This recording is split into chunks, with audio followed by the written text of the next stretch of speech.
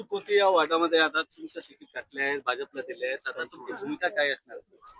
हे बघा, ह्याच्यामध्ये मी तुम्हाला सांगेन की हे वरती जे काय होतं हे कार्यकर्त्यांना कधीच कोणाला सांगत नाहीत. रात्रंरात्र सगळे गोष्टी बदलून जातात आणि ज्यांना सांगितलं होतं की तुम्ही जावा वॉर्ड मध्ये फिरा आणि शिवसेनेसाठी धनुष्यबाणासाठी लढा, पण ती शिवसेनाच इथे राहिली नाहीये. आज इतक्या वर्षापासून इथे शिवसेनेचा हा बालेकिल्ला म्हणला जातो. आम्ही आज प्रकाश सोबत आणि पक्षासोबत आम्ही निष्ठावान राहिलो. आज लोक आम्हाला नक्की बोलतात की तुम्ही अपेक्षा उमेदवारी करा, पण आम्ही ज्या पक्षासाठी आम्ही रात्रंदिवस घाम गाळला, गळी गल्ली फिरलो, मग तिथे आम्ही अपक्ष का उभं राहायचं, हा आमचा प्रश्न. तर मग हे आम्ही अपक्ष उभं राहण्यासाठी आज कोण आहेत ना दुसरे लोक, तुम्ही तुमच्या मुलाबाळांना का अपक्ष उभं नाही करत? त्यांना पण तुम्ही सांगा ना, तू अपक्ष उभा राहा, मी तुझ्या पाठीशी आहे. पण तुम्ही दुसऱ्यांनाच का सांगतात कार्यकर्त्यांना की तुम्ही अपक्ष उभं राहा? किती वर्षापासून तयारी होती आणि किती तयारी केली होती? आम्ही गेल्या 5 वर्षापासून इथे आहेत आणि जेव्हा एकनाथ शिंदे साहेबांनी सुद्धा निर्णय घेतला त्या सुद्धा 3 वर्षापासून आम्ही इथे अहोरात्री काम करतो आहे. किती पाड्याचा आहे?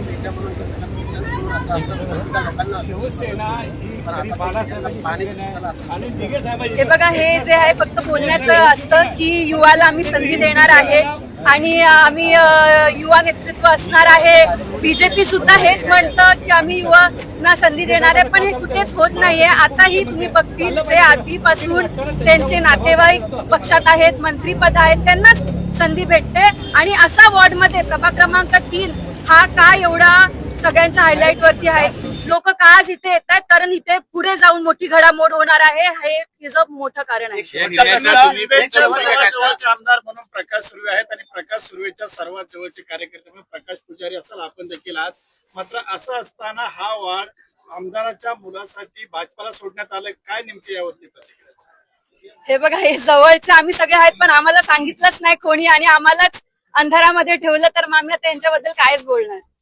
शिवसेना उद्धव बाळासाहेब ठाकरेच्या पक्षांना तुम्ही ते तिकीट तुम्ही सोडून आला होता, त्यांना गद्दार म्हणून असं तुमच्या नावाने एक लागला होता. आता तुम्ही शिवसेना हे बघा, मला आता पण आशा आहे की काय ना काहीतरी होईल आणि म्हणून आम्ही त्या आशेच्या वरती आहे की एवढं पण लोक आणि एकनाथ शिंदे साहेब जे अजूनपर्यंत एवढा विश्वास ठेवून चालले, ते नाही आमच्याशी एवढी चुकी करणार. तुम संघर्ष करो.